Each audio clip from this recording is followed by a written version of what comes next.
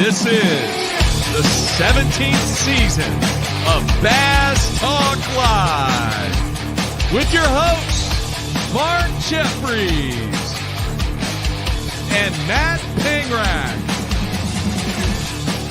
BTL is brought to you by Lawrence, Bass Cat Boats, AFCO, Ducket Fishing, Strike King Lures, Sunline, Big Bite Baits, Spro, X-Zone Lures, Yamagatsu, The Bass Tank, and Denali Rods. BTL coming at you.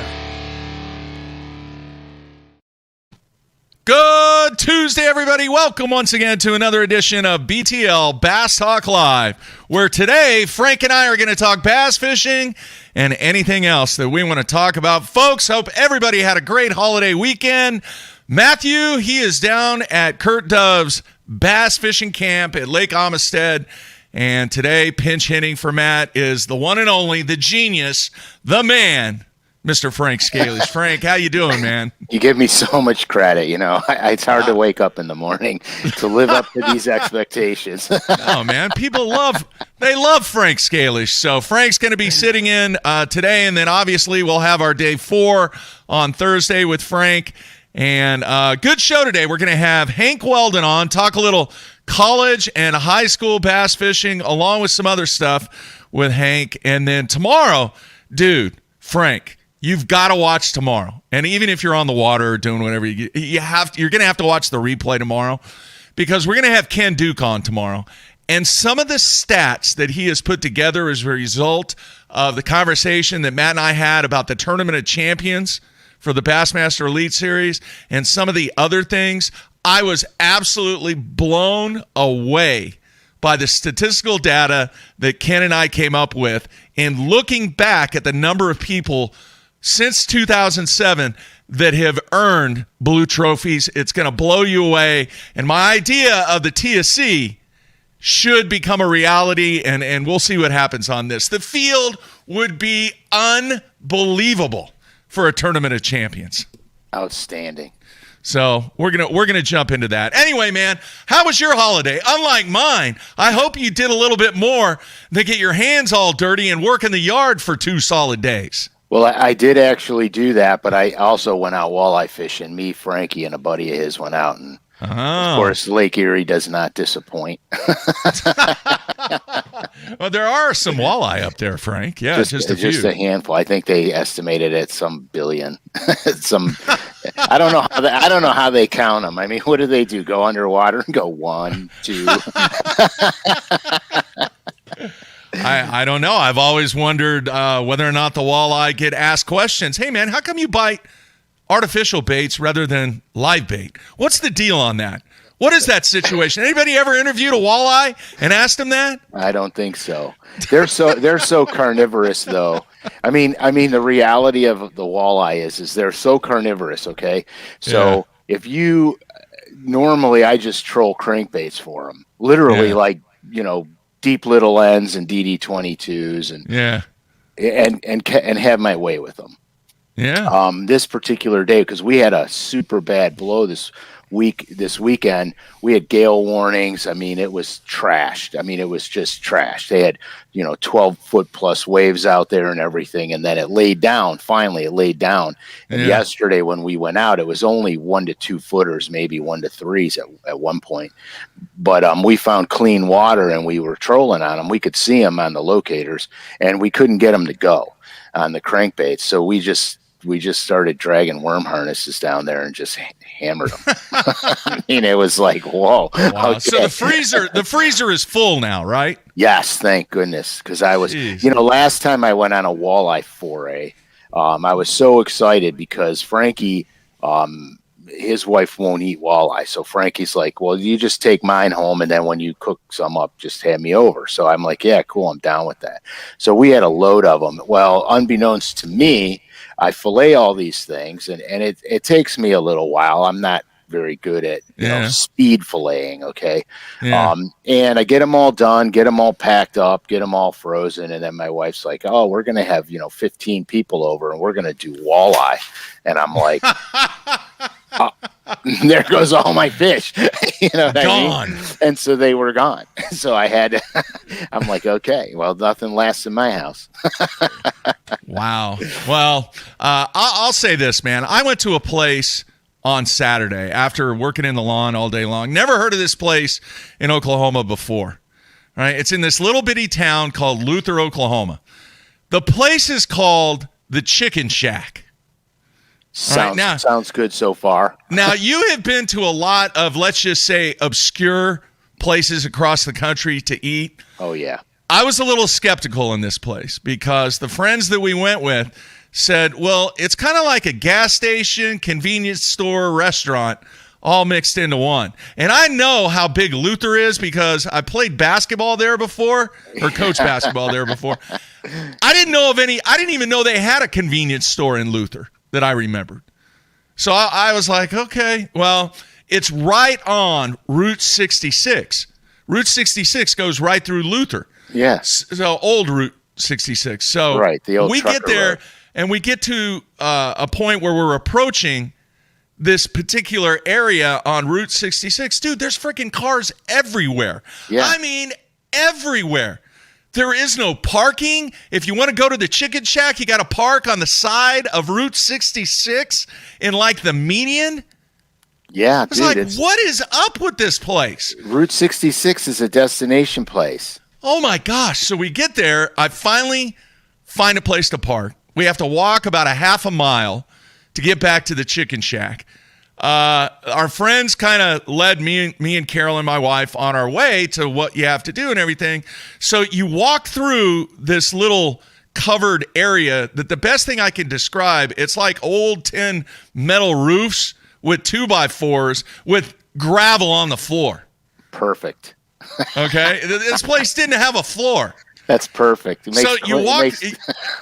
So I'm walking through there, and it's just people everywhere. So then there's this big opening, and you get to this big opening, and it's like I don't know, like a countryside concert venue with picnic tables and metal tables and just thousands of people. Well, not thousands. There's probably 1,000 people there, though. All right. And you got a dude playing on the guitar over here, and you go up, you order your food, and then you just go sit at one of the picnic tables. Sure, on site. I'm at a disadvantage. You know why I'm at a disadvantage? Because I can't freaking taste anything because of my injury still. That's right, I forgot. So the stuff they had on the menu, dude, it didn't matter. I could have ordered cardboard and it would have tasted the same. All right, so I had to depend on everybody else to. Is it chicken good? What's a chicken taste like? Chicken good? How about that? They had this specialty of which I was so frustrated that I couldn't taste. It was some kind of concoction with macaroni and cheese, with cheddar cheese, mozzarella, jalapenos, and some kind of proprietary spice mixed in there. And I just kind of gazed at all these benches while I was there, and everybody's smashing it. Everybody's just killing the macaroni, man. Oh yeah, well, kind of tastes like macaroni, I guess. I don't know. That's anyway, so funny. The place is called the Chicken Shack. It is one of the most unreal places that I have ever been to, and the food, according to everybody else, was amazing. I have no idea. But I will say this, the portions that they gave at this place were unreal. All right, and then I found out their secret. They raise their own chickens. Oh, that's cool. Yeah, so it's like fresh chicken. I guess that makes it better. But this place was unreal, Frank. Didn't even know it existed in Oklahoma. The Chicken Shack. That's cool. And it was a shack, too. And the drinks, I guess, were marvelous. I don't know. I couldn't taste squat. So are you getting any of your taste back? Zero. Nothing. So what is that like eating something? I told you, it's like you're just filler. You're just eating. texture. Yeah, that's what I tell Carolyn. Well, how's your dinner? Well, yeah, it's kind of Crunchy, smooshy, chewy. Tastes like 7. Yeah. Like even spicy food. Like I had some of the macaroni with jalapenos in it. Couldn't tell. No idea. Yeah. It's just bizarre. And I have a follow-up with my neurologist on June 7th. And I'm going to ask him, dude, man, this no taste, no smell thing, it's getting to me a little bit now. I can imagine. Yeah. I can imagine. If you had that in high school, it would have made eating their lunches easy.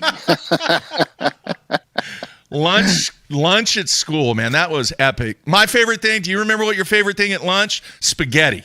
The spaghetti was good, man. I wouldn't touch it. I wouldn't touch that. I wouldn't touch the pizza. Nothing. The only thing I would eat is their mashed potatoes. Jeez. So, we'll find out the adventures, but got to give it up to the Chicken Shack. It was really, really impressive what this guy had done. All right, man, I want to mention this, and then we're going to take a break, come back with Hank Weldon. There was a magnificent, and I don't say that often, a magnificent story on CBSSports.com over the weekend, penned by a guy named Kyle Porter. And you need to check this out. We're going to get into it after we have Hank on, but I want to read this real quick. And I want you to think about it. You go ahead and tell me what sport this is, if I can find it here. All right, here we go. And I quote, "It's extremely hard to make it in this game," who I'm talking about said. "Sometimes entry fees are $400 to $600, and if you don't win or come in second, you barely break even. Then it's not like every week, free entry fees, you're playing like for just a prize. Like if you miss 2 or 3 cuts, each cut is going to cost you $500, and then in 2 or 3, you're up to $1,500 in entry fees alone. Go ahead and include practicing, having to worry about paying the rent, phone bill, electric bill, gas bill. Hopefully, the car's not going to break down. Even with all my success, it is very, very, very hard to make a living at this game." That's all I'm going to say. What sport is it? Are you asking me? I'm asking you, Frank. I'm going to go out on a limb here and say golf.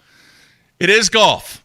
All right. But something very unique has taken place with this particular golfer. It involves 2 people. One is Justin Thomas, and the other one, his name, and I hope I pronounce it correctly, his name is Michael Vasecki. And I might be pronouncing that wrong. It's Visacki.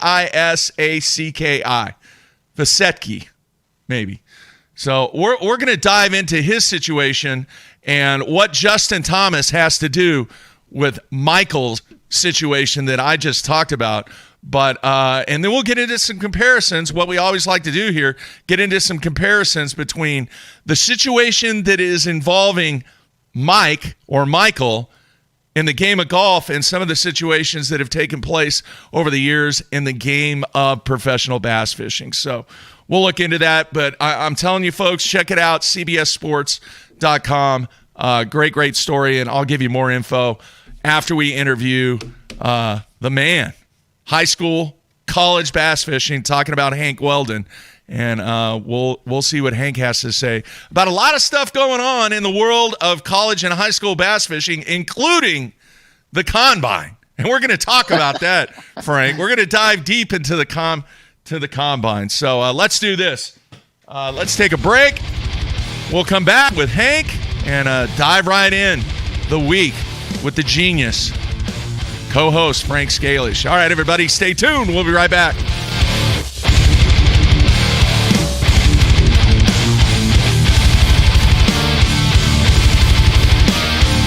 The ultimate fishing system starts with Lowrance HDS Live.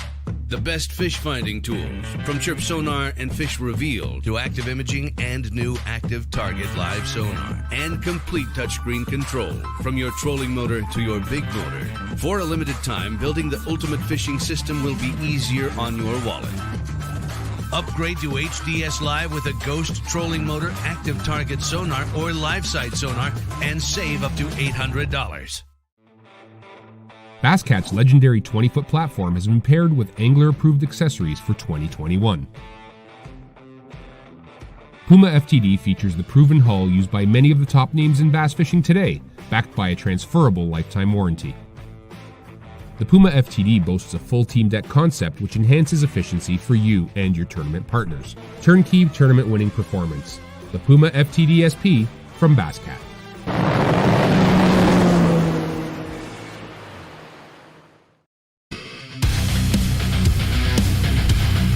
Let's face it, fishing electronics are no longer an afterthought. They've become a necessity. And at the Bass Tank, our experts match you with the right electronics, provide professional installation, and educate you to help maximize your catching results while providing support along the way. Because let's be honest, it's about catching, not just fishing. And when you're ready for better results, join the Bass Tank team. Visit us today on Facebook or go to thebasstank.com.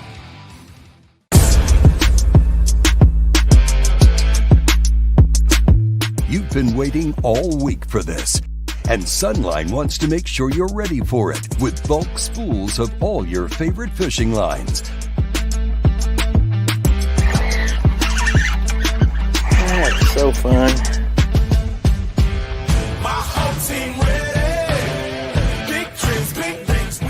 Bulk up with Sunline.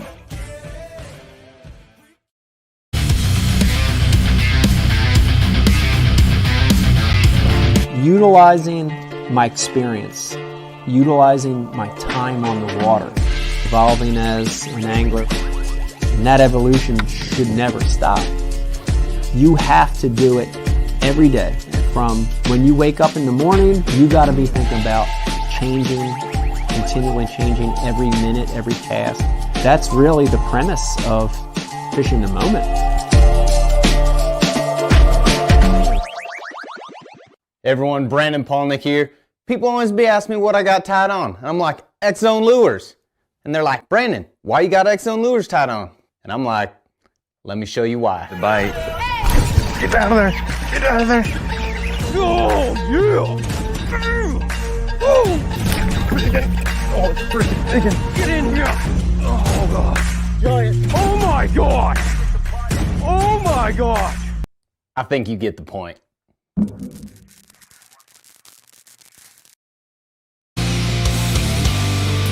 All right, we are back on a Tuesday, kicking off the week. Hopefully everybody had a great extended weekend with the holiday. And yes, the videos, they were perusing.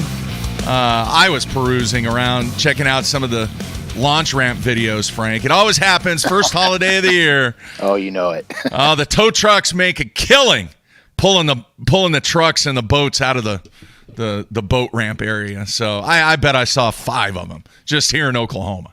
Oh yeah, we ought to just sit on a bench over there with diving cards, with 1 through 10. Yeah, just hold them up. Yeah, you got it. Hopefully that didn't happen to anybody listening or watching the show, but there's some good comedy that first weekend holiday of the year. So hopefully everybody had a great time, and I stay away, man. I don't go to the lakes during a holiday weekend. I don't either, except for yesterday with the walleye thing, because Lake Erie's so vast. Well, it's a big lake. Yeah. You put up with the problems at the ramp, but once you get out on Erie, you could get away from somebody. Yeah. All right. Look at that, man. Once again, another plug for the Chicken Shack. If you're anywhere coming through Oklahoma, man, you got to go to the Chicken Shack. It's unbelievable. I might have to get some chicken from the Chicken Shack and actually have Matt try it on air. And give the taste test. Yeah. Yeah. Was I correct on the assumption? All right. It is time to bring in our special guest. Let's bring him in now. Hank, how you doing, man? Morning. I'm just enjoying talks about the Chicken Shack. There's one in my hometown, Wetumpka, Alabama. So I'm wondering actually how many Chicken Shacks are out there. It's delicious. Been there my whole life.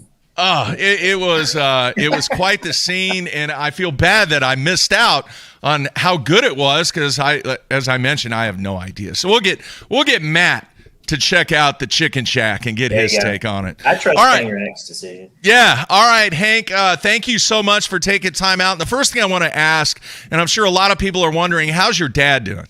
He is good. Thanks for asking. He's pumped up. He's in remission. So, they chemo went well. He started back in October, November, somewhere around there. I'll give you the little bit lengthier version. And chemo went well. They've come miles and miles with chemo for the type of cancer he has, and really with any cancer. So it was according to schedule. Every punch the cancer threw, they had a counter punch, and so officially in remission. But they say you got to be in remission for many years before you hit into or before you're cured, right? But he's doing good. He's going to be the weightmaster at the Classic, and that'll be his final send off at Bass. He's excited about that, and yeah, it's gonna be fun stuff. I don't know if did I just announce that? I don't know if that's like a secret or not. But, that was just announced on BTL. But yeah, it's gonna be fun stuff. That is really, really cool, and I know a lot of people will definitely appreciate and value what your dad is going to do if that's the case, and really what he's done for his entire career. Oh yeah, and, definitely well deserved to be in the Bass Fishing Hall of Fame, without a doubt. Yeah, he's excited about that too, and I'll actually get to go to one of those now. So that'll be fun. Yeah, very cool, very cool. All right, Hank, let's kind of dive in, and I want to dive into the subject that is really at the forefront now, what you've recently announced, and then we'll dive into a little bit more details about college and the high school fishing area. But recently you announced for the first time that there's going to be what you guys are classifying and have named an event called the Combine. And that was part of the reason why I wanted you on, is to really go into detail about what this Combine is all about. And I think a lot of people out there, especially the people that are professional football fans, might be a little confused as to, well, wait a minute, the Combine is for, potential players that are looking to make their way into the professional ranks, right, not from high school to college. So that's why I thought it'd be a great idea to get you on and talk about the Combine. I mean, that's the genesis of the idea. Is it was a way for us to get all of the colleges together to where they can recruit in one place and be able to assess 100 students at one time over a weekend, potentially offer scholarships, potentially not, but just to give it was kind of designed, you don't want to say a career fair, but something like that too, because it's going to have multiple elements. It's going to, allow the anglers, the 100 high school anglers, to showcase their skills. There's not going to be any fishing. That's the one thing we've talked about. We've had to answer. But no fishing, it's just going to be showcasing how good are you casting, how good are you graphing your boat, etc. But then there's going to be interview processes where coaches can sit down. I almost look at it almost like ICAST. You'll have your meeting rooms behind your booth space where your school is. We've asked the schools to bring their admissions department and or some sort of recruiting department that they already have in house to be there and to interview the kids and determine if that kid is a good fit for their university or not. And that's the 30,000 foot view of this thing. And hopefully it's going to be successful. We already have a hiccup this morning. I don't know if you noticed while I was backstage, but the press release said 8 a.m. open for registration. That was intended at 3. So our phones have been ringing off the hook this morning, but it's open later today at 3 o'clock if you're watching this. So, but we're excited about it, and it's going to be a thing where it's what we've learned, like when we started the high school program or the college program, year one's going to be kind of let's get in here, get it started, but then we're going to mold this thing and it's going to hopefully get better as the years go on. But, we think we're going to have it at least for 4 years and hopefully beyond that. All right, Frank, I have a question, then I'll send it to you. One of the things that I've been involved with for many years has been what they classify as showcase events from a basketball perspective. These things happen all summer long. Yeah, the individual players are playing on a team, but it's really your defined opportunity to showcase your basketball skills at a number of tournaments that take place across the country. College coaches flock to these things in accordance with what the NAIA and the NCAA rules are, as far as trying to convince or really sell their program for all these kids that are playing in these tournaments. I look at this event kind of like a showcase event. Yeah, you're not doing anything on the water, But as I have stressed and will continue to stress with the scholarship program that I've started and BTL has started, the importance of academics is really the stepping stone as to how these kids get involved in these fishing programs. Is that a correct statement, Hank, that academics are really the driving force when it comes to these, and I'm just going to say combine events where kids are trying to get scholarships for different colleges and universities and be able to fish in college with hopefully academics being the number one priority? What can you tell us about that? Right. No, it's certainly a good question, Mark. And, it's not an easy answer, right? And it should be an easy answer. I'll say that. I do want to say the coaches of these programs, they do a great job, in terms of running their teams and so forth. So, from a coach's standpoint, I would hope that it's their number one. And I think for a lot of them it is. But, from a league standpoint, we have something in our rules, that each student has to be in good academic standing. We are the league, like you said. We are the NAIA, the NCAA. It's just like MLF. They're the league. They set the standards to be able to compete in that league. So, maybe it's something good academic standing doesn't necessarily deem a 2.5 or 2.0, right? I always throw out, I went to Alabama and we were on the plus minus scale, and a 4.0 was what 100 was a 4.3, 97 was a 4.0, and a staircase down, and an A minus was a 2.7 or 3.7. Excuse me. I was like, wow, A minus average, right?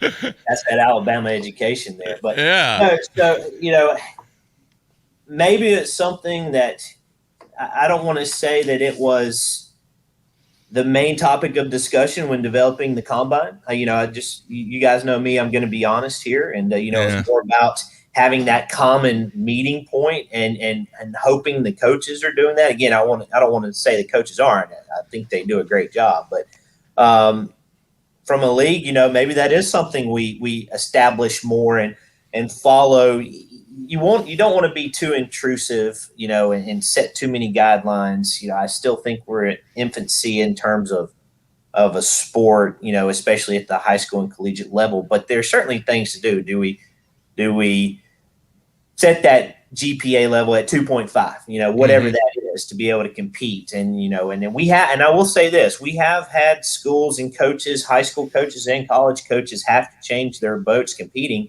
because their students didn't make their grades, and that always is number one. You got to be able to make your grades to stay in school. But then you hear the other side of it. There's kids that wouldn't be in school except for college fishing or high school fishing, and it kept them in school. So, there's give and take everywhere, but is there room for improvement for us? Absolutely. And I'm thinking that may be something we need to look at here in the near future, if not right around the corner for next season. All right, Frank. Yeah, it's obviously it's in its infancy, and there's a lot of room for growth.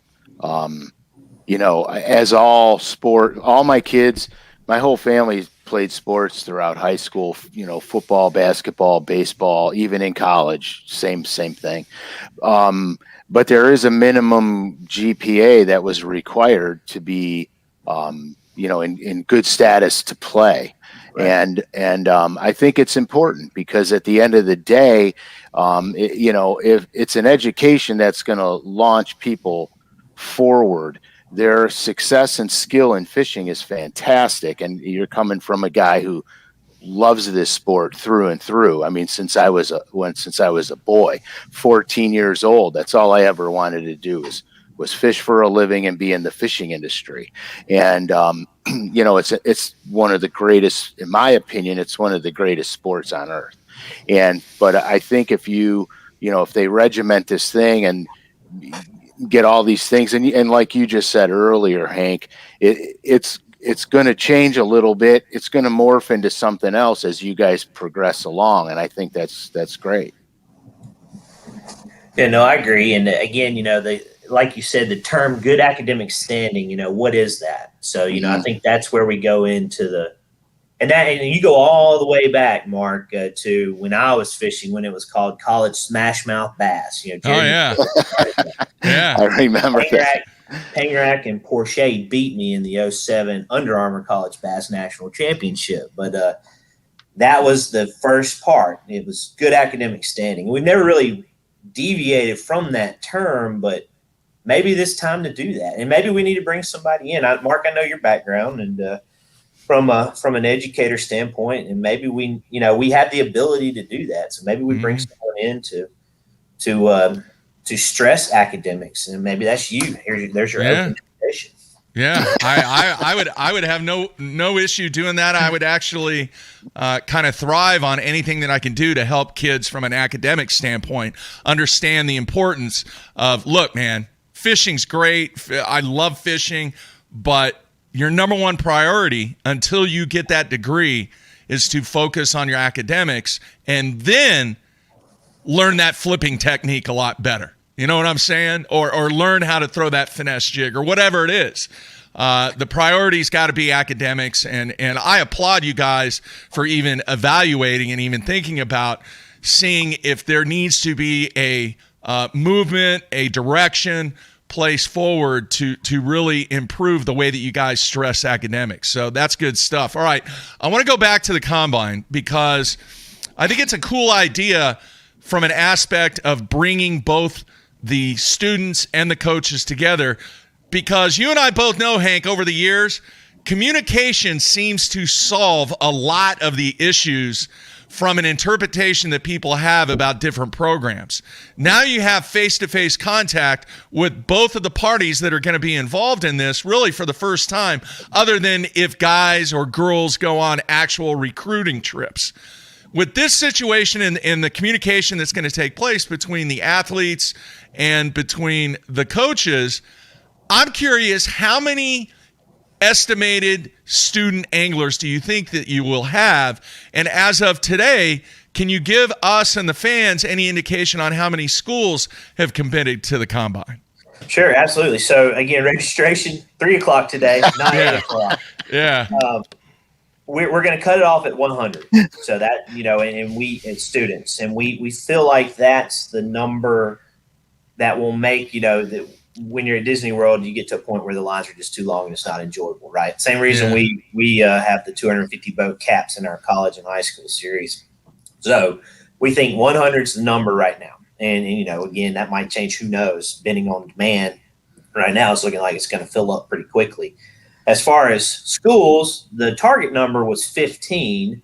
Now we're at 17. So, I don't think we'll go much over 20 at that point. And really, that's about the saturated point for universities offering some sort of fishing scholarship with an academic scholarship involved too. So that's the number right now. 17 schools. The target was 15, and then we'll have 100 student anglers. See how I stress that, student anglers at the Combine.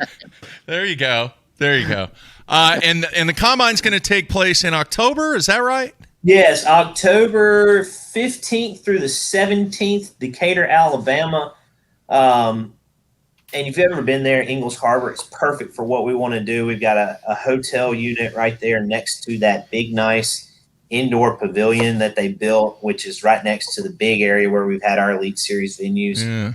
And it's walking distance to the boat ramp too, because there's going to be a lot involved. We're going to have skills challenges going on. We're going to have interviews all happening at the same time. And then each school is going to bring their wrap boat, and they're going to bring either an angler off their team in, or a pro, or whoever they want as a designee to be able to evaluate the anglers and how they graph a point, how they run a trolling motor, because a lot of times getting down into the skills, you hear this sold, but a coach doesn't go into the boat with an angler. They see what the angler goes out and brings in fish wise, and they don't actually see their skills, and again, fishing's a unique sport where until here recently with all the live coverage, the only spectator portion of the sport was after the competition was complete, right? Where you wait. Right. That's right.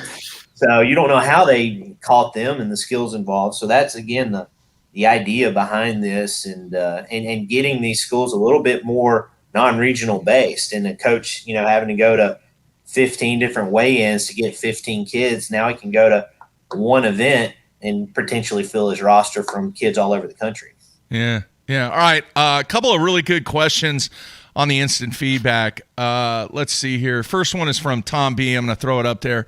How did COVID affect college bass fishing and the BASS College Fishing Series in 2020 and 2021? So, I think we said the stat. Bassmaster and NASCAR were the only two sporting agencies, I don't know how you would classify that completed their season without any deletions of events, right? Oh, it certainly affected it. We had to make some modifications. If y'all remember, golly, this time last year, we weren't doing anything. We stopped. We still say that the Classic was potentially hours away from being postponed last year. Because if you remember, the Monday after the Classic, that was when NCAA pulled the plug on March Madness. What else happened there? I forget. The spring training was canceled right away. I mean, it just like everything stopped. And that was the Monday after the Classic. But, we basically took everything and shoved it to August, September, October, which we're still seeing the ramification out of the rebound of that, because it delayed the start of the 21 season as well. But, so it did shove everything into the fall, which wasn't a bad thing, but that affected our 21 planning and delayed that. So we didn't get started this year until early March, which is typically a late January start. So, from a scheduling standpoint, that was one thing, but then we also had to adapt a little bit, or bend, not break, whatever you want to cliche it as, with who and college anglers we allowed to come and compete, because some schools, most of them are on club sport level. Most schools locked them down. They say club sport, you can't travel, you can't compete, you can't represent your school or whatever. So we installed a temporary rule that had, if you were under a travel ban, you could travel and compete as Mark and Frank versus University of whatever school, as long as you still hit on the criterias of, back to what we're talking about, in good academic standing, an official organization on campus that's in good standing. You're just not representing, and a full-time currently enrolled student. You're just not representing that namesake. You were representing Mark and Frank at that point. So it was a way for us to bend to the current situation to allow all the competitors still to compete. All right, very good. Another question from the fans here. How does Hank feel about schools defining their fishing programs as club instead of being on the athletic level, and what will it take for schools to change that? That's a tough one, because again, if let's just talk college, right? Yeah. If NCAA came in and said, we're going to sanction fishing, we would go from 300 schools down to maybe 15, right? And we would have different classifications. You'd have D1, the Auburns, Alabamas, OSUs, Oklahomas of the world. And then you drop down to the D2, and then all the NAIA schools, they're off on this other league, and they may not offer fishing. And then you've got, we allow community colleges and vocational schools. If there's a higher level of education outside of high school, and they have the organizational ability to form a fishing team, we allow them to join and fish, on the college series. So it gets a little tricky. I don't think it will ever happen, because, again, the dollar drives everything, and there's just not enough money and not enough, size for that to potentially, affect anything to where the NCAA would want to come in and do that. Same thing with high schools, because here's the challenge with high schools. Again, we're on a national level. If Alabama comes in and sanctions fishing, which we've had these meetings with the AHSAA, then they can't travel and compete in any national events. They have to compete just in the state of Alabama and advance to the state championship, and that's it if they're on the varsity level. So it's not as cut and dry. These need to be varsity level. This is where it needs to go. There certainly would be some good with it. There would be more organization. That is the league you would have to compete in, but that would remove Bassmaster, unless if Alabama High School Athletic Association wanted to sanction us to be the governing body. But again, they wouldn't be advancing past the past the state level. Same thing with baseball. While you have state championships and then kids move into American Legion, they can play nationally, that sort of thing. So yeah, it's never an easy answer, but that's it's probably from a Bassmaster stance better that it stays under our governing authority versus going to individual established collegiate and high school athletic leagues at this point. Yeah, I agree with you 100%. The NCAA, the NAIA, they all need to stay away from this. And because of the way, I'm serious, the way that it's set up right now, with the revenue that's being generated by some schools, not necessarily for the schools, but for the anglers in sponsorships and so many other things, it would just be a mess. I think the club level is where it's at, where it's going to be, and where it's headed for the future. Frank? Yeah, I agree. Yeah, Frank, anything? No, dude, I'm just learning, listening and learning. So, hey, sometimes the smartest thing you could do is keep your mouth shut. I use that all the time, Frank. When they say God gave you 2 eyes and 2 ears and 1 mouth, right? That's right. Amen, brother. That is it. Hey, I want to clear something up real quick, and this is just simply because I don't know, and some of the people out there may not know. You guys allow like vocational and trade schools also, correct, right. Hank? If it's above again, it gets to the key of hitting on the rules, right, and how you have to establish yourself. So, the first, yes, the answer is yes. Anything above a high school education in terms of college fishing. But you got to be able – the institution has to be organized to the point where they allow clubs to be formed. And that can be anything. That can be a key club, whatever it is. So the way a college – student usually does it, and this is how we did it back in the day. You go to the Office of Student Affairs, you say, I want to form a fishing team, a like group on campus of students with a common interest. And they say, here's your paperwork, and you've got to hit on the institution's requirements first before you can affiliate with us. And once you do that, then the minimum number for us is 2 anglers to form a club. It's usually way over that with the schools. It's usually like 6 to 10. And a lot of times when you form a club, you're on a 1-year probationary period with the school before you can even start competing. So you got to hit on all the institution requirements first before you can affiliate with Bassmaster and start competing. But yes, the answer is as long as that institution has that structure to it, then you can form it if it's above a high school education. All right, man. I know today is a very, very busy day for you, so we're going to let you go. Especially at 3. Yeah, exactly. And some of the coaches out there, if they want to get involved with this, obviously they just need to reach out to you and contact you. If you're going to cut it off on 20, those are prime spots to get some of the best high school anglers in the nation. So you got something going here, Hank. Yeah, and I'll let you know, Mark. We'll get you scheduled. I'm serious about that. Let's think about it.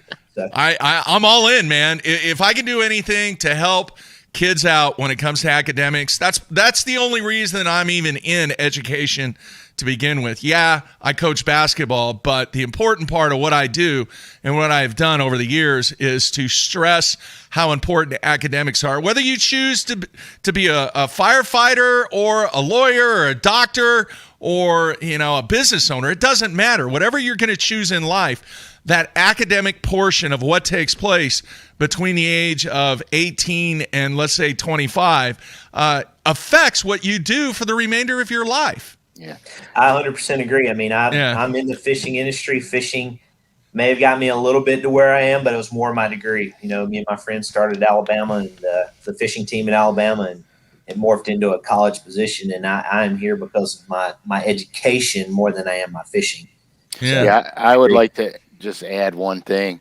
I wish they had this when I was going to school. I would still be in school. We do have a 5-year eligibility in there. Outstanding. I'm done then. I'm out. Hey, you got to promise me one thing, Hank. Don't ever put the portal in place for college fishing. That is a disaster. I can't stand the portal. Hey, we can't get our registration time straight. I don't think we're getting on that yet. 3 o'clock. Hey, wow. One thing though, you guys were talking about shameless plug here. Memorial Day boating traffic. Instagram the qualified captain.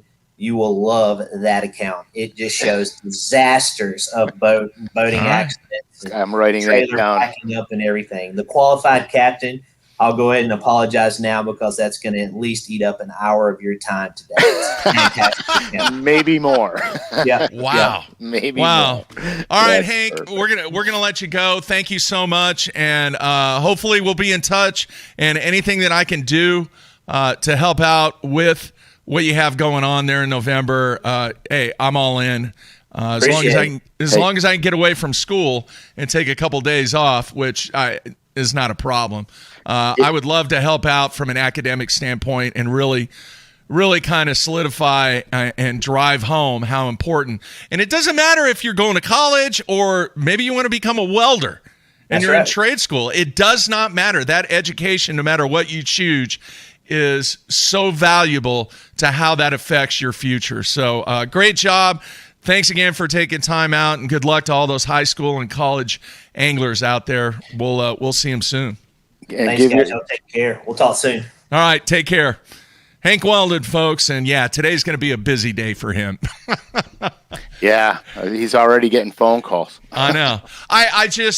Dude, I have been to hundreds of these showcases for high school basketball players, and some of them are really, really at the highest level where you're like, I remember one that was in Kansas City, and where the AAU tournament was taking place in this showcase, it had like a balcony all around the court that they were playing on. It was standing room only around the balcony. It was standing room only inside the facility. They shut down both of the courts because these facilities have multiple courts just to see Trae Young go up against, I don't even remember the other guy's name.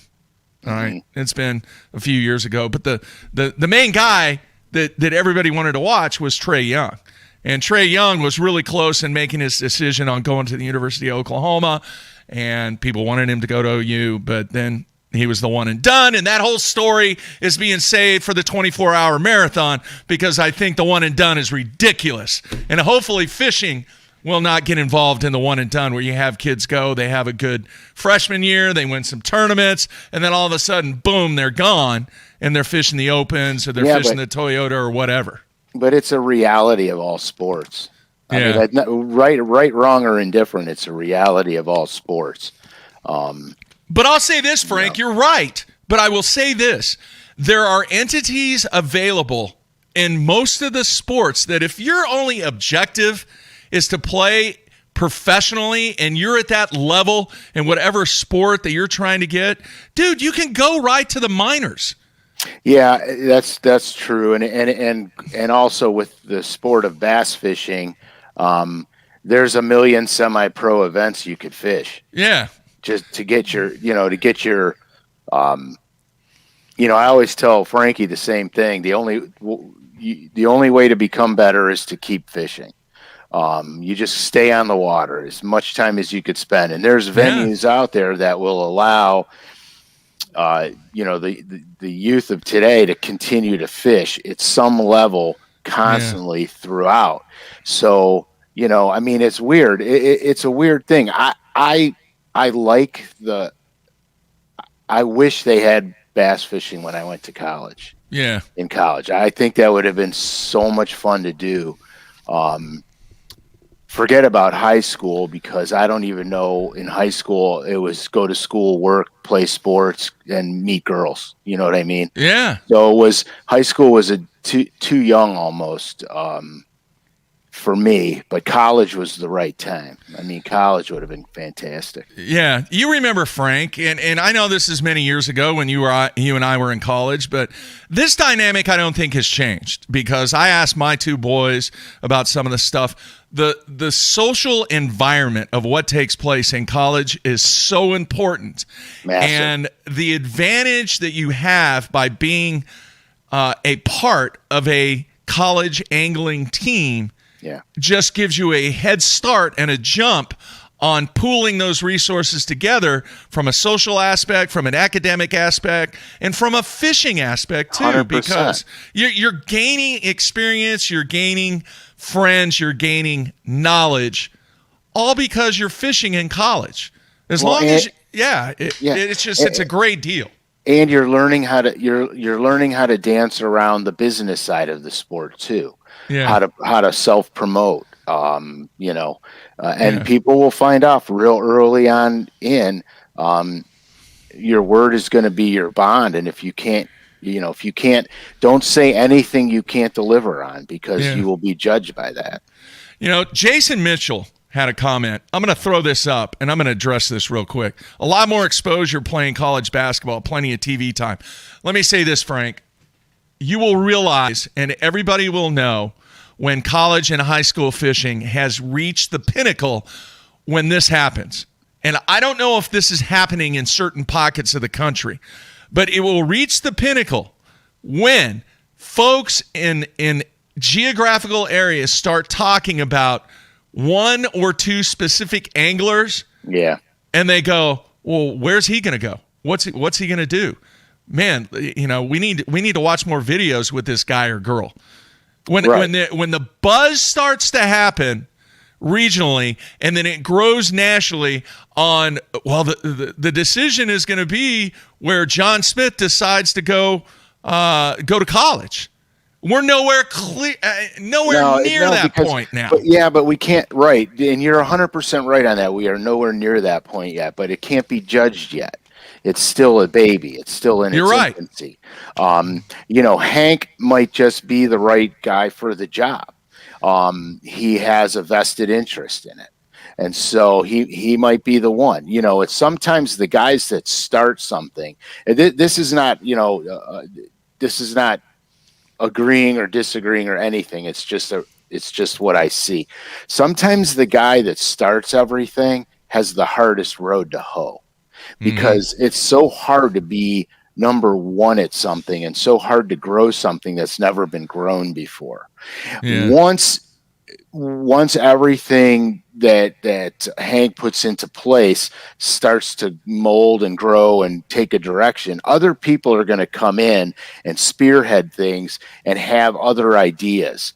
But it's that initial step, and it will be, and look, he's going to be criticized and judged by everything that takes place right now. Yeah. And it's a lot on his shoulders, but at the same token, as long as they, continue to harp on education to some degree, skill and talent to another degree, is with any sport, and this for a fact, there's kids that have a lot of drive and determination that lack the talent. Mm-hmm.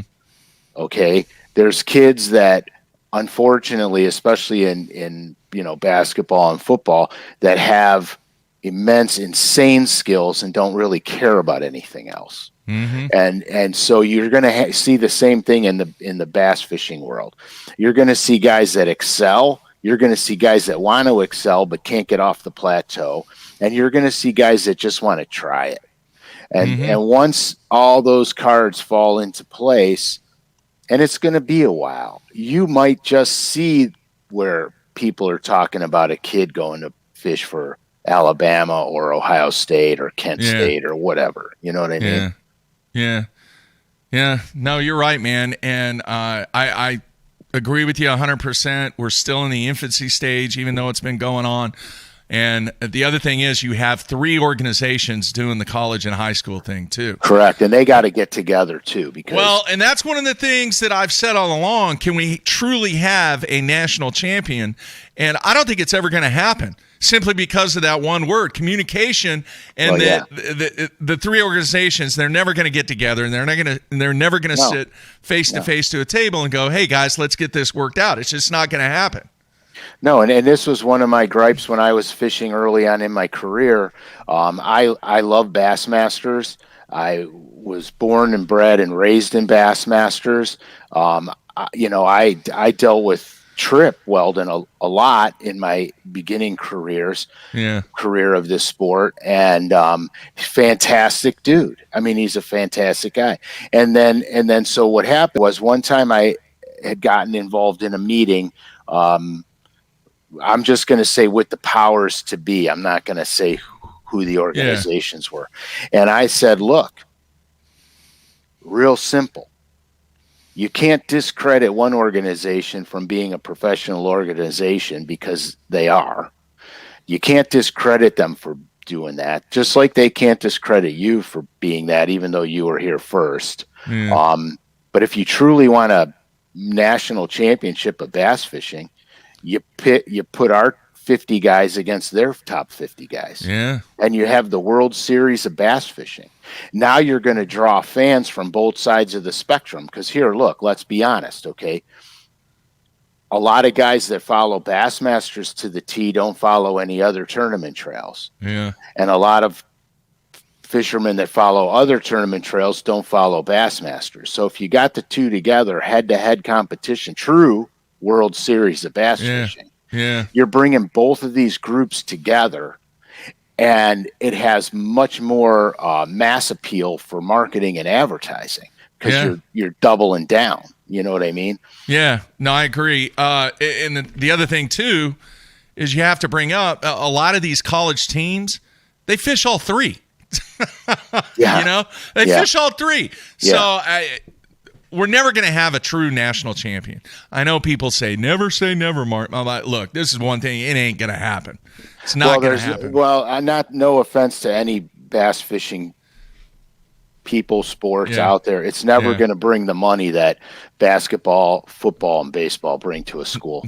Never. The football programs, most of the football programs pay for all the other sporting programs in the schools.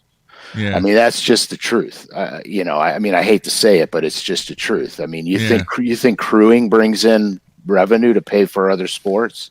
No, it doesn't. No offense to crewing, but that's just the deal. I mean, hey, by the way, I must mention, and me being an OU grad, the University of Oklahoma, congratulations to the University of Texas for finally winning a national championship. Congratulations, Texas. Yeah. You know what they won? I do not. Rowing. Who cares about rowing? Okay, well, but you know what? They do. It's that national championship they've always tried to get in football. And, they did it a few years ago. But, man, burnt orange. Don't ever come out with a color called burnt orange there, Frank, ever. There is a color called burnt orange. It's a legitimate color. I don't care. I'd never buy it. You're never going to get a University of Oklahoma grad. Burnt umber too. Burnt orange. Nothing. We'll talk about color.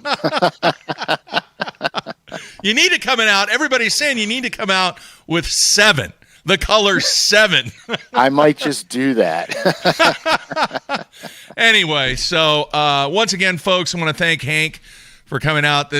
One of the subjects that we're going to dive into later, and I didn't want to bring it up to Hank because there are universities out there that may do this and may do that, and then this one over here does this. In my research and who I have spoken with, there might be 1, maybe 2 colleges, not universities, but private colleges that actually give money solely based upon fishing. In other words, the fact of the matter is the vast majority of scholarships that are given to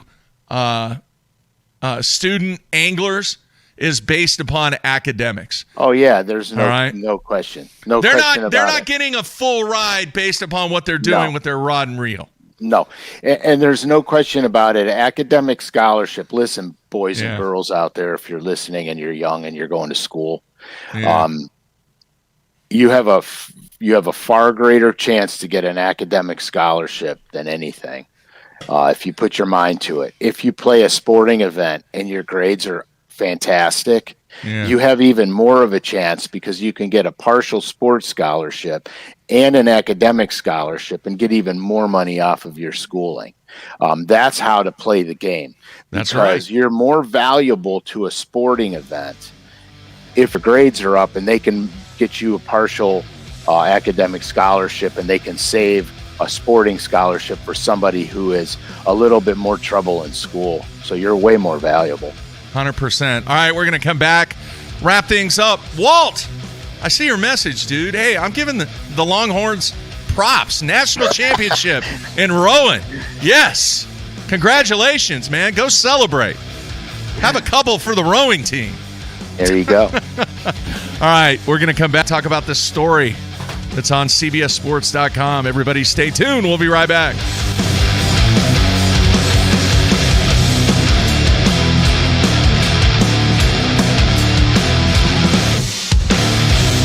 Pro-inspired, pro-designed.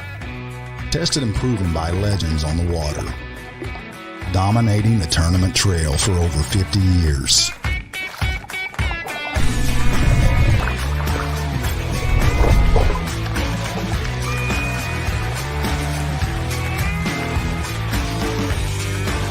Everything you need, one legendary brand. Strike King. Hey guys, Major League Fishing Pro Jacob Wheeler here with my new Signature Series line of rods with Duck It Fishing. We have my 7.2 cranking rod right here.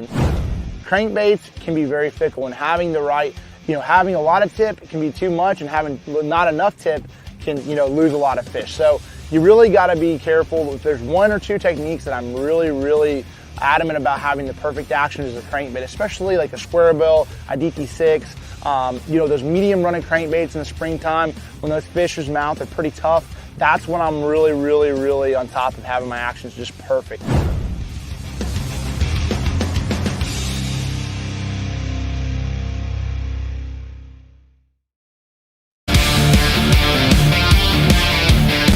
Companies get bigger and bigger and talk about their fancy labs where they study fish behavior, but then they all go golfing on the weekend.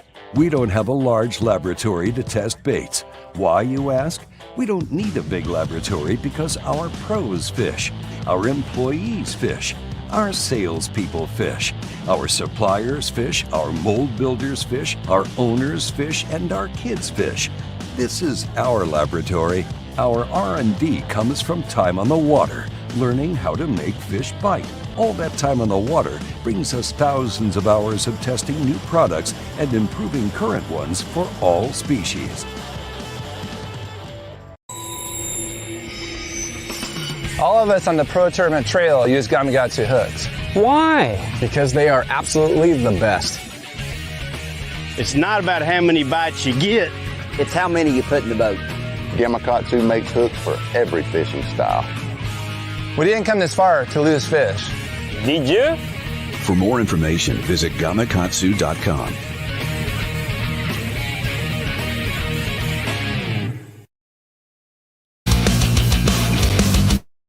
Guys, what makes our Spro lures beat the competition? I mean, you have to admit, we nailed it with my McSticks and rock crawlers. Man, we've all won money on my plugs. My Wamic shot put fish in my boat. One thing's for sure, we all count on our Spro lures to beat the competition. Designing cutting-edge baits with some of America's top anglers. Spro lures beat the competition. To see the entire lineup, visit a retailer near you or spro.com.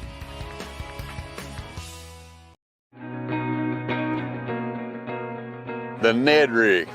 What rod should I be using with the Ned Rig? My favorite is the Denali Lithium multi-spin rod. It's our 7'4" length, great Ned Rig rod. It's got a great sensitive tip on it. It's long enough where I can make long casts, which you're usually fishing clear water with a Ned Rig, and it's got enough backbone to get those fish in. So check it out, Denali Lithium Series 7'4" multi-spin.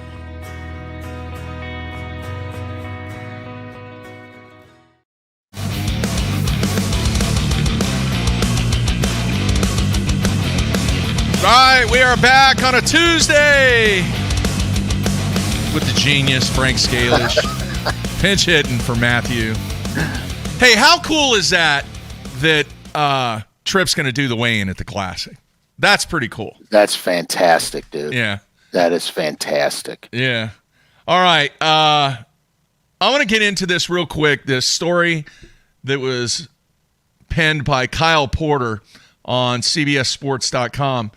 And we mentioned two names before we went to Hank. Justin Thomas and a guy by the name of Michael Vasecki. And hopefully I'm pronouncing his name correctly. This is a guy who is trying to get to the, what is it called?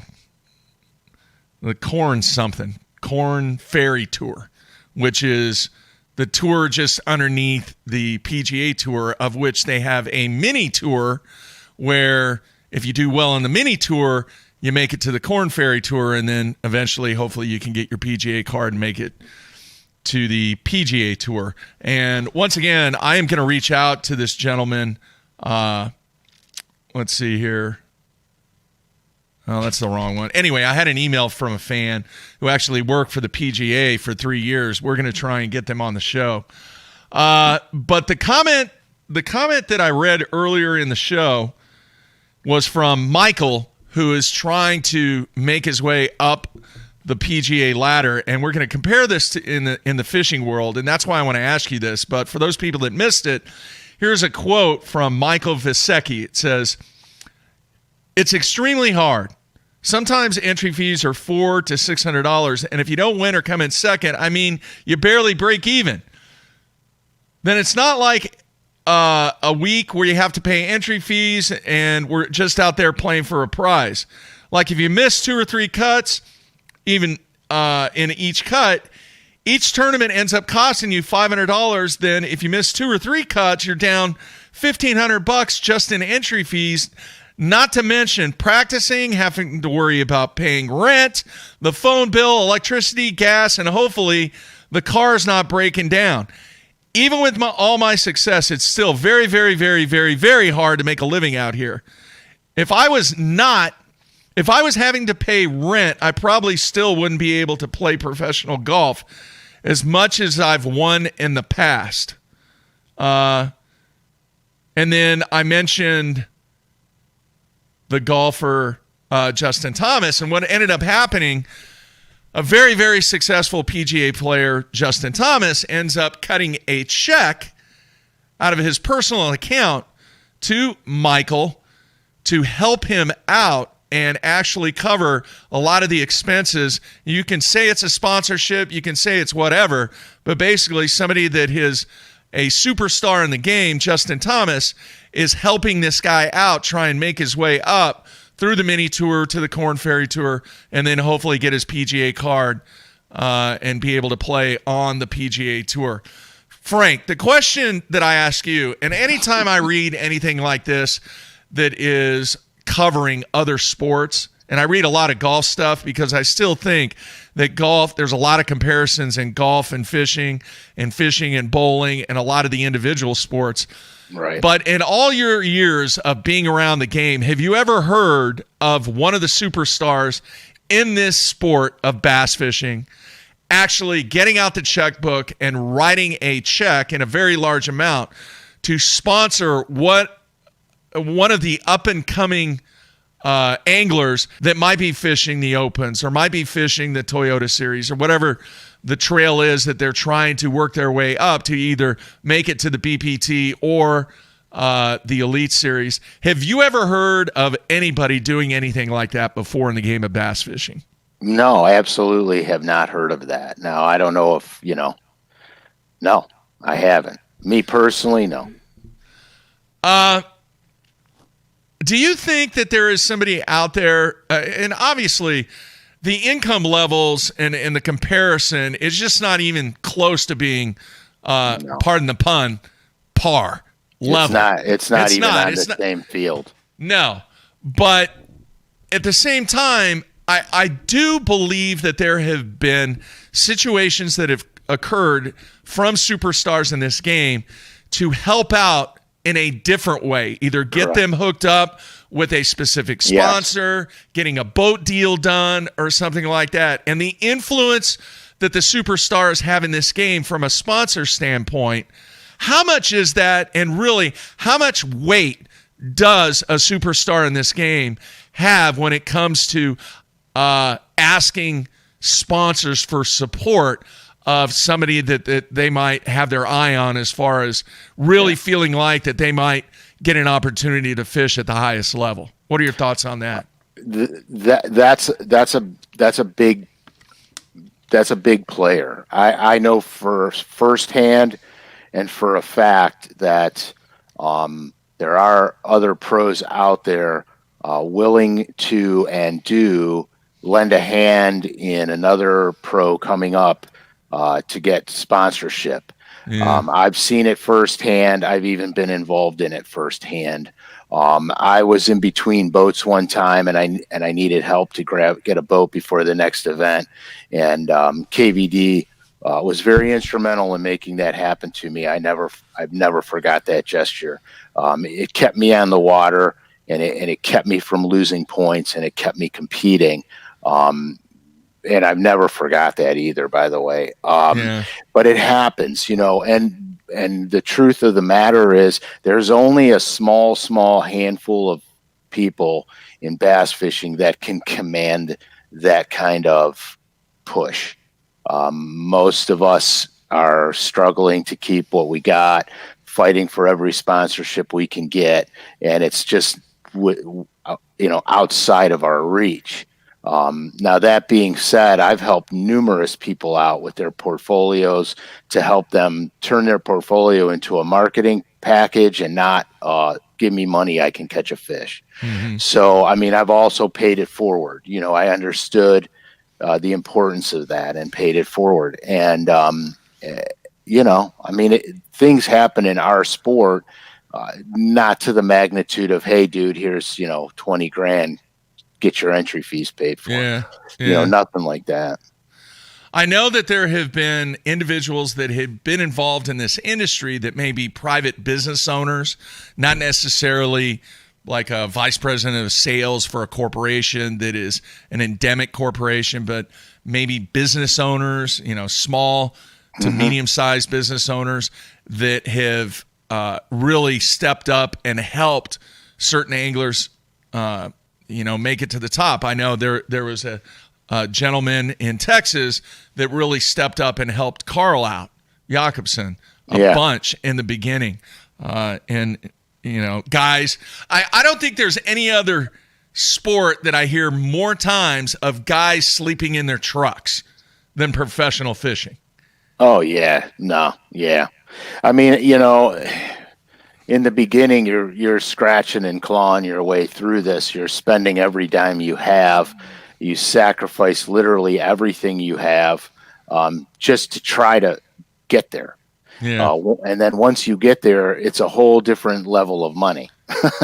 So I know a lot of people firsthand that couldn't survive 2 years out there, not necessarily because they couldn't fish. It's just they couldn't manage everything. Here, hang on one second. I'm going to throw out a tease. I guess that's what they do to drive people back, right? Yes, hang on. The hook. I'm going to throw out the hook here. If I can find it. Good grief, where did it go? I don't know what's going on in that phone of yours, dude. Oh, my goodness. Apparently, you lost your sense of smell, taste, and eyesight. And a monitor. This monitor's dead. That's right. I forgot about the big monitor. And a monitor. It's gone. Okay, hang on a second. Oh, all right. Here's a tease for some of the conversation I found it for tomorrow. What do you think about this number? Over the years, since 2007, 13 anglers have won 43% of the Bassmaster Elite Series events. Dude, that's spectacular. Is that unbelievable? But isn't that the way it is in all sports? No. Oh, No. 43%? Are you kidding me, Frank? That's almost half. That's half. No. That's half. 13 anglers have 43% of the blue trophies. Hey, they say 10% of the fishermen catch 90% of the fish. Oh, my gosh. So that's right within that statistic. That stat, when I got that stat, it blew me away. I had no idea. It is lopsided, to say the least. But it's also a feather in a cap to the 13. Yeah. To the lucky 13, right? Yeah. You know who has the most? That's pretty easy. Well, it's either going to be Wheeler or KVD. It's KVD. Yeah. He's way out there. No ifs, ands, or buts about it, dude. Yeah, way out there. 10. That's sick. Way out there. So that's going somewhere. Yeah, so we're gonna dive into the data tomorrow with Ken Duke on the show. And then we might have a special guest. I'm working on it, but his schedule may not fit into the morning to get him on tomorrow, but we'll continue. All right, the last thing, and then we'll get your final thoughts, Frank. The last thing I want to mention, this week I will be reaching out to the people that I selected to guest host. Cool. On Thursday, Frank, we're actually going to have, hopefully, one of these people on just to talk to them a little bit on day 4, along with all the other info that you have. Just kind of give them an introduction. We may have a couple on just to introduce them to the fans. And then, as I had mentioned before, Matt's going to be gone quite some time with the remaining open events that he has. So we will definitely be utilizing some of these people to guest host with me and maybe with you throughout the remainder of the year. But we will try to introduce a couple of those people on Thursday. So I will definitely be reaching out. The other thing we're going to do, not next week because the Classic's coming up. The Classic Odds Show that I've done for a zillion years will be coming out a week from this Wednesday when Matt gets back.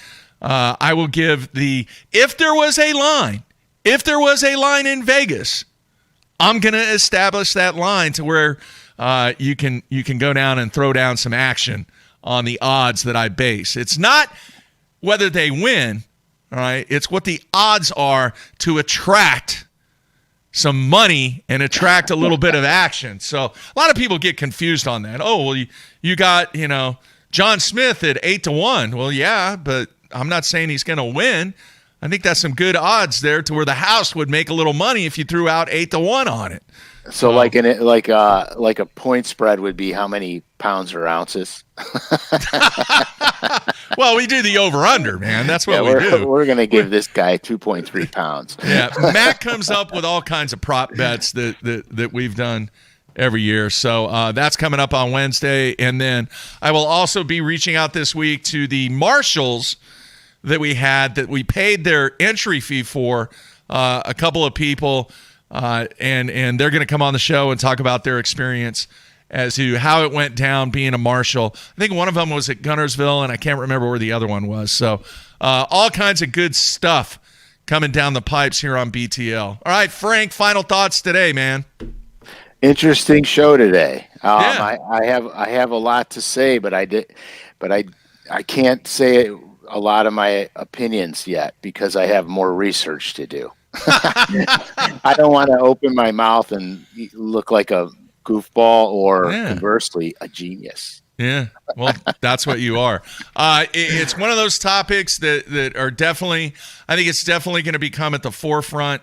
But right now, I think the shift, the dynamic, the focus becomes on what's going to go down in Texas here in a week and a half on Lake Ray Roberts and Dickey's Arena in the Bassmaster Classic. And I sent out an email to one of my contacts on Lake Ray Roberts to get him on the show to talk about what the pattern's going to be like. But early indications, Frank, going to be a topwater thing, going to be a structure thing, going to be a deep water thing.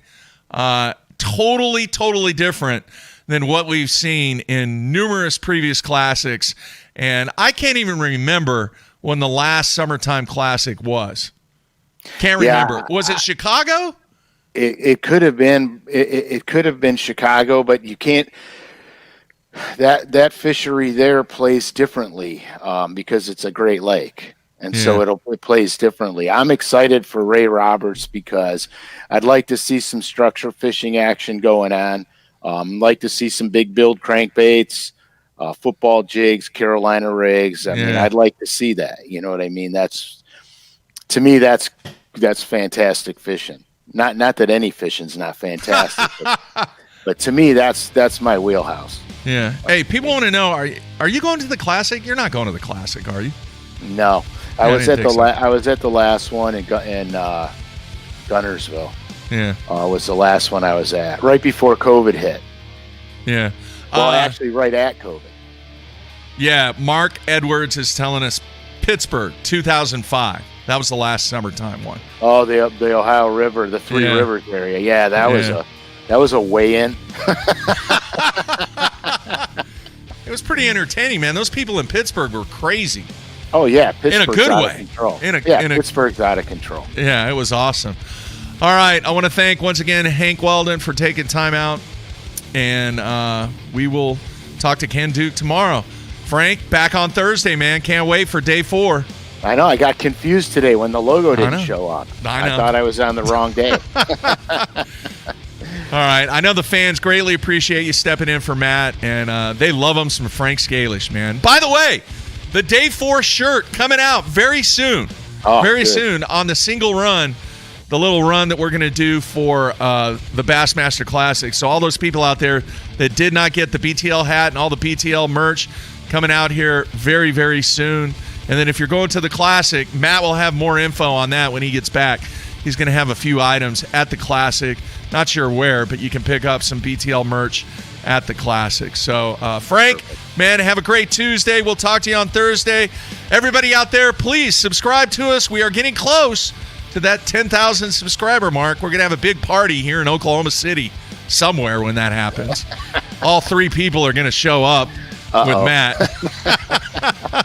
So we'll throw that down when we get to 10,000. So make sure you subscribe. And then there's been some great reviews left on iTunes for us. Please continue to do that. Give us a rating, because it helps us out immensely, Frank. Immensely. Huge. It's huge for us. It's good kudos. All right, man. Have a good Tuesday. We'll talk to you on Thursday. That's it, folks. We're out of here.